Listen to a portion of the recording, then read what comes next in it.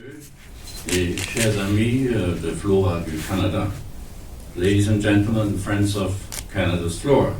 I thank Dr. Brodo for the kind introduction, and I'm pleased to present to you the author of The Reindeer Botanist Alf Erling Porsild, 1901-1977.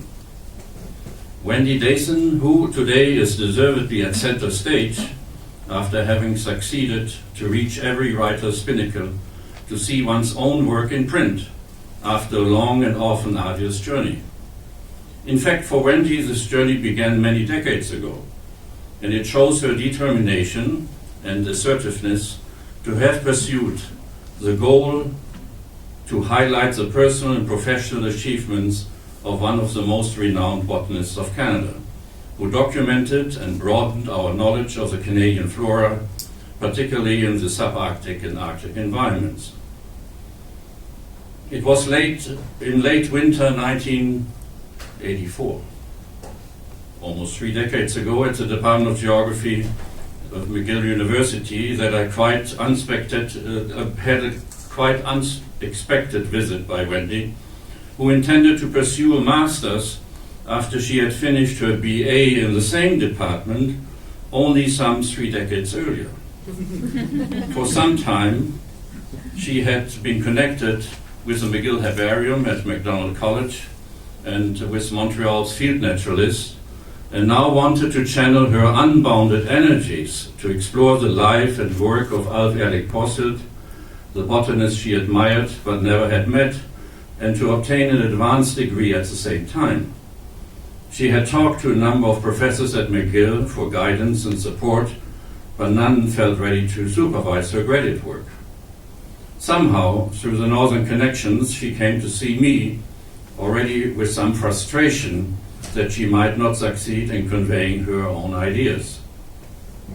She did present her plan to me to conduct research into Porsild's contributions in the 1920s and 1930s, and his efforts to bring thousands of reindeer from Alaska to the Mackenzie Delta in northwestern Canada to provide economic opportunities for Aboriginal peoples, mainly Inuit. She was quite surprised when I responded that I was agreeable to support her plan, knew of Porsild's work, and had even met him with my wife and son once in Ottawa. Furthermore, my wife's father, William A. Weber, had been a close colleague of his, and the families had met socially several times. As it happened, these connections were later transferred to Wendy and her work, and have lasted until today. In the fall of 1984, Wendy began her archival research, and soon I began getting contemplative and hilarious notes, such as "A Day in the Life of a Researcher" or "Lost in the National Archives of Canada," describing the joys and sufferings while trying to piece together the life of an individual. She succeeded in her work, and in early 1988 submitted her thesis entitled "The Reindeer Years: Contribution of Alf Erling Porsild to the Continental Northwest 1926-1935, covering 1 decade of Porsild's life." The thesis was passed by all examiners with highest marks, with Ken Hare, the well-known professor of geography formerly at McGill, at that time emeritus at the University of Toronto, writing, "The thesis should be published by the Arctic Institute of North America. Porsild was its governor and an important figure in its history. This bit of history should not be lost." And it was not to be lost, although it would take a while. The Institute was contacted at that time, but publication was not feasible. 17 years passed till 2005 before Wendy would turn again to the 17 boxes filled with materials on Porsild's life and work stored safely in the attic of her home in Grand Harbor on Grand Manan Island, where she had found her career as the curator of the local museum. From that point on, Wendy was determined to expand her master's thesis into a full-fledged biography of Porsild, the Reindeer Botanist, as she called him.